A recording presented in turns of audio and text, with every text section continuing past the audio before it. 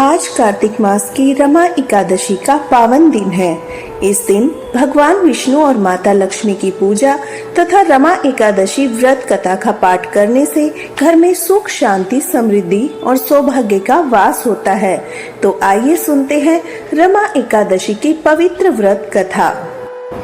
एक दिन धर्मराज युधिष्ठिर ने श्री कृष्ण से पूछा, हे भगवान, कृपया मुझे कार्तिक मास के कृष्ण पक्ष की एकादशी की कथा सुनाइए। इस एकादशी का क्या नाम है? इसे करने से क्या फल प्राप्त होता है? श्री कृष्ण मुस्कुराते हुए बोले, हे राजन, यह एकादशी रमा एकादशी के नाम से जानी जाती है। जो भी भक्त इसको व्रत करता है उसके सभी पाप नष्ट हो जाते हैं, उसे अपार पुण्य की प्राप्ति होती है। अब मैं तुम्हें इस एकादशी की एक पौराणिक कथा सुनाता हूँ। बहुत समय पहले मुचुकुंद नामक एक महान राजा राज्य करते थे। वे सत्यवादी, धर्मपरायण और भगवान विष्णु के परम भक्त थे। उनके मित्रों में इंद्र, वरुण, कुबेर, विभीषण जैसे देवता शामिल थे। उनकी एक सुंदर और गुणवान पुत्री थी जिसका नाम चंद्रभागा था। जब वह बड़ी हुई तो राजा ने उसका विवाह राजा चंद्रसेन के पुत्र शोभन के साथ कर दिया। एक बार चंद्रभागा अपने ससुराल में थी, तभी कार्तिक मास की एकादशी आई। उसे याद आया उसके पिता के राज्य में यह नियम था कि एकादशी के दिन कोई भी व्यक्ति भोजन या जल ग्रहण नहीं करता। यहाँ तक कि जानवरों को भी उस दिन भोजन नहीं दिया जाता था। चंद्रभागा सोचने लगी, मेरे पति शोभन बड़े दुर्लभ है, वे ये कठोर व्रत कैसे कर पाएंगे? राजा शोभन ने अपनी पत्नी से कहा, प्रिय चंद्रभागा, मुझे बताओ मैं क्या करूं? मैं बहुत ही कमजोर हूं, क्या मैं इस व्रत को निभा पाऊंगा? चंद्रभागा बोली, हे स्वामी, मेरे पिता के राज्य में कोई भी व्यक्ति एकादशी के दिन भोजन नहीं करता। यदि आप इस नियम का पालन नहीं कर सकते तो किसी दूसरे राज्य में चले जाइए। यदि आप यहाँ रहेंगे तो आपको व्रत करना ही होगा। शोभन ने उत्तर दिया, तुम्हारी बात सही है प्रिय, लेकिन मैं इस व्रत को अवश्य करूंगा। मेरे भाग्य में जो लिखा है वही होगा। शोभन ने श्रद्धा से एकादशी का व्रत रखा। जैसे जैसे दिन बीता वह और अधिक कमजोर होता गया। जब रात आई और जागरण का समय हुआ तो उसकी स्थिति और भी खराब हो गई। अतः भोर होने से पहले ही शोभन की मृत्यु हो गई। उसके शरीर का अंतिम संस्कार विधि पूर्वक किया गया। चंद्रभागा ने पति के साथ सती न होकर अपने पिता के घर लौटने का निर्णय किया। माँ एकादशी के व्रत के प्रभाव से शोभन को मंदरांचल पर्वत पर एक दिव्य और सुंदर नगर प्राप्त हुआ। वह नगर सोने चांदी से बना हुआ था, जहाँ सब प्रकार की सुख सुविधाएं थी, कोई शत्रु नहीं था। शोभन वहाँ राजा बनकर निवास करने लगा, परंतु उसका राज्य अध्रुवीय यानी अस्थायी था। कुछ समय बाद मुकुचुकंद के राज्य का एक ब्राह्मण सोम शर्मा तीर्थ यात्रा के लिए निकला। घूमते घूमते वह मदरांचल पर्वत पर पहुंचा, जहां उसने एक अद्भुत नगर देखा। नगर के वैभव को देखकर वह बहुत आश्चर्यचकित हो गया। जब उसने वहां के राजा को देखा तो पहचान लिया कि यह तो उसके राजा का दामाद शोभन है। ब्राह्मण ने शोभन से जाकर कहा, राजन, मैं आपके ससुर मुचुकुंद के राज्य से आया हूँ। वहाँ सब कुशल है। आपकी पत्नी चंद्रभागा भी प्रसन्न है। शोभन ने प्रसन्न होकर कहा, हे ब्राह्मण, बताओ, मेरे ससुर और मेरी पत्नी कुशल है। यह सुनकर मुझे बहुत अच्छा लगा। तुम बताओ, तुम्हें यह नगर कैसा लगा? ब्राह्मण बोला, राजन, यह नगर अत्यंत सुंदर और अलौकिक है। मुझे आश्चर्य है कि आपको इतना वैभव कैसे प्राप्त हुआ? शोभन ने कहा, हे ब्राह्मण, यह सब रमा एकादशी के व्रत का प्रभाव है। मैंने श्रद्धा से व्रत किया था, जिससे मुझे यह अद्भुत राज्य प्राप्त हुआ, पर यह राज्य स्थायी नहीं है। यदि मेरी पत्नी चंद्रभागा इस व्रत के पुण्य से इसे स्थायी बना दे तो यह सदैव बना रहेगा। ब्राह्मण ने कहा, हे राजन, मैं यह बात चंद्रभागा तक अवश्य पहुंचाऊंगा।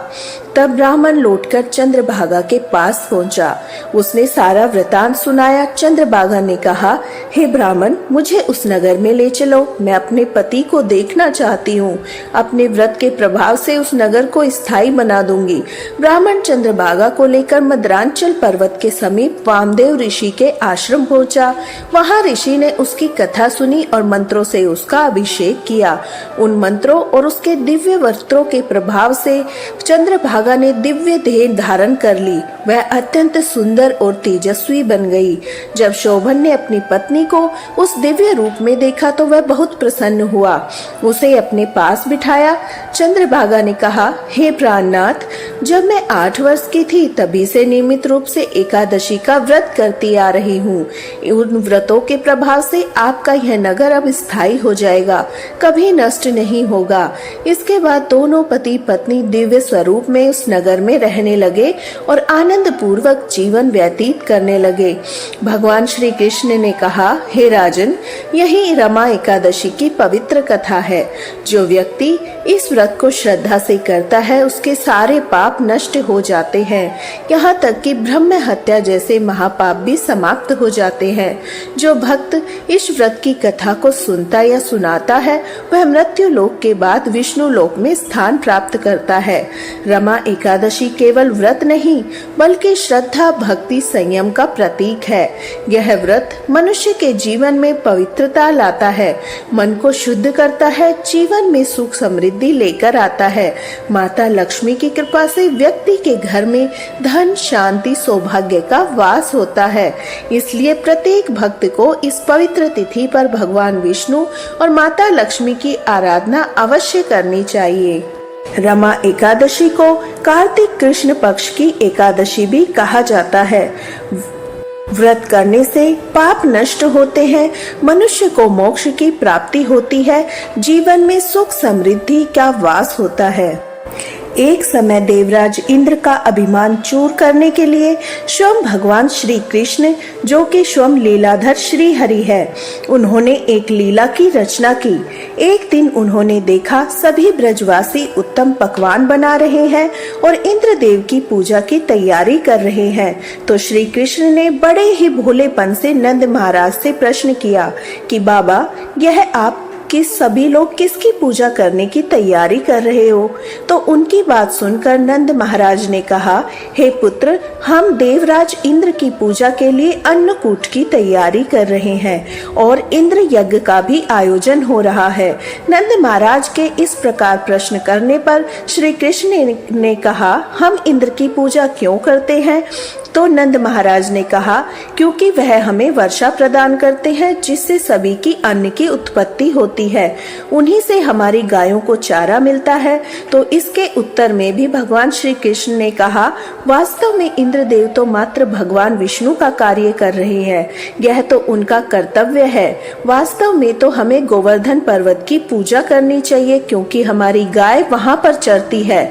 तो इस दृष्टि से तो गोवर्धन पर्वत ही पूजनीय है। गोवर्धन तो हमें सामने दिखता भी है लेकिन इंद्रदेव तो कभी दर्शन भी नहीं देते, फिर पूजा न करने पर क्रोधित भी हो जाते हैं। तो ऐसी अहंकारी की पूजा क्यों ही करें? अब श्री कृष्ण के ऐसे तर्क वितर्क सुनकर नंद महाराज बाकी सभी ब्रजवासी इस बात पर सहमत हो गए कि उन्हें इंद्र यज्ञ के स्थान पर गोवर्धन पूजा का उत्सव करना चाहिए। जब देवराज इंद्र को इस बात का पता चला तो उन्हें अपना अपमान लगा।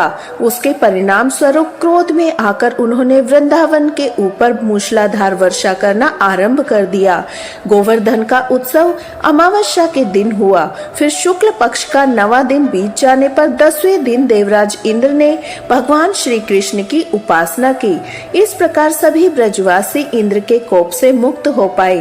तत्पश्चात नंद महाराज ने पूर्णिमा के 11वें दिन संपूर्ण उपवास करके एकादशी व्रत का पारण किया।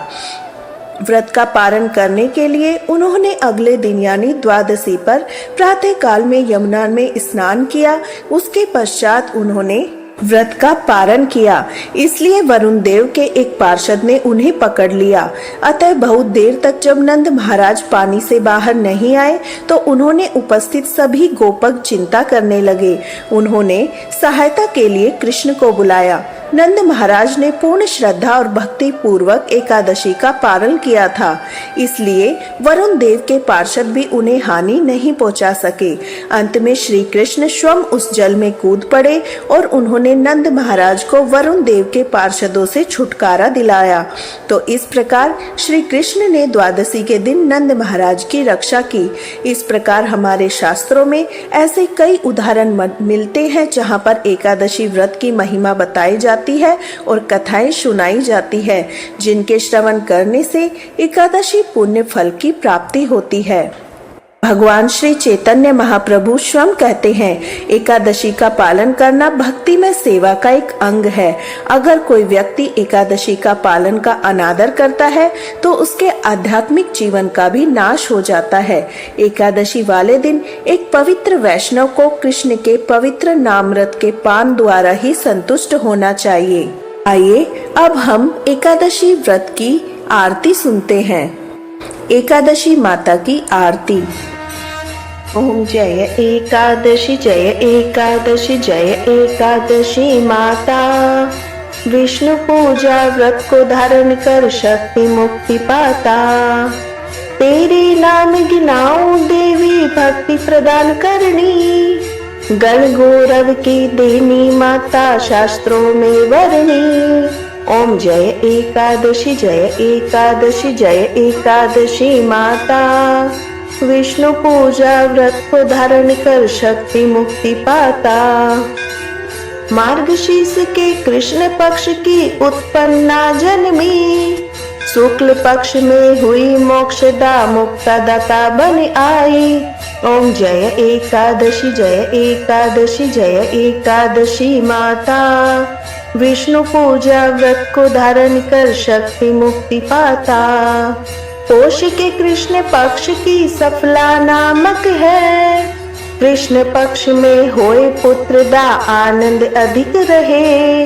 ओम जय एकादशी जय एकादशी जय एकादशी माता। विष्णु पूजा व्रत को धारण कर शक्ति मुक्ति पाता। नाम षटतिला माघ मास में कृष्ण पक्ष आवई।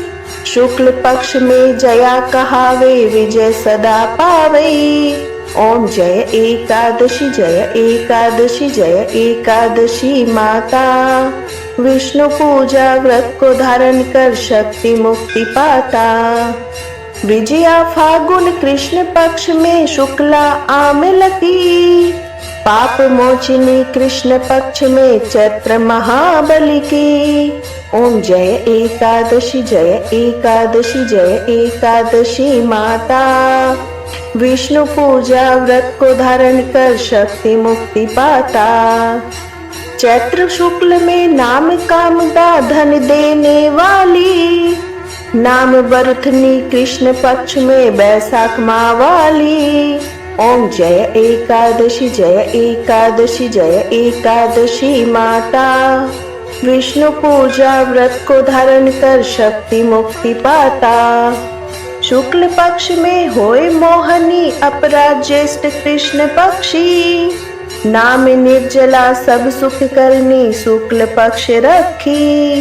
ओम जय एकादशी जय एकादशी जय एकादशी माता। विष्णु पूजा व्रत को धारण कर शक्ति मुक्ति पाता।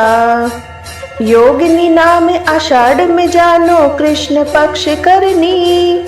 देव शयनी नाम कहायो शुक्ल पक्ष धरनी। ओम जय एकादशी जय एकादशी जय एकादशी माता। विष्णु पूजा व्रत को धारण कर शक्ति मुक्ति पाता।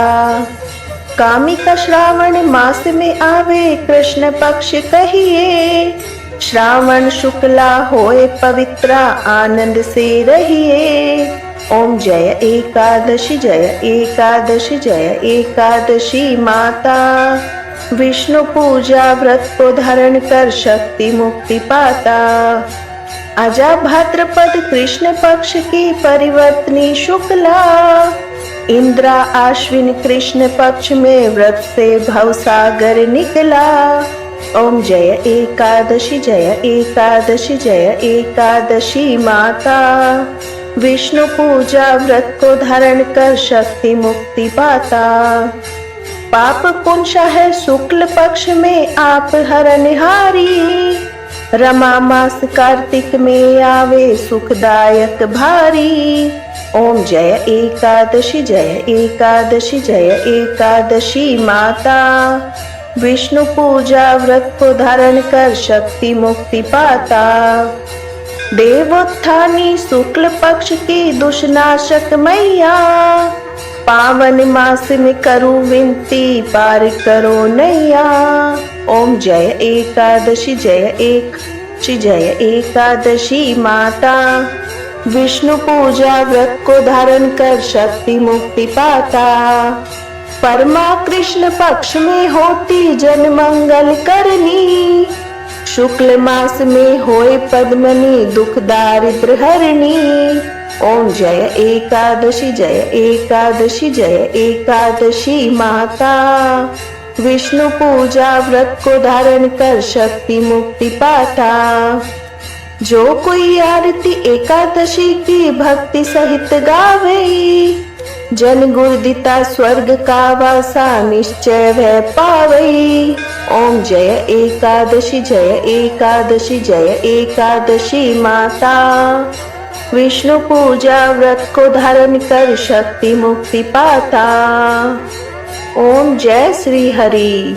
एकादशी माता की जय। विष्णु भगवान की जय।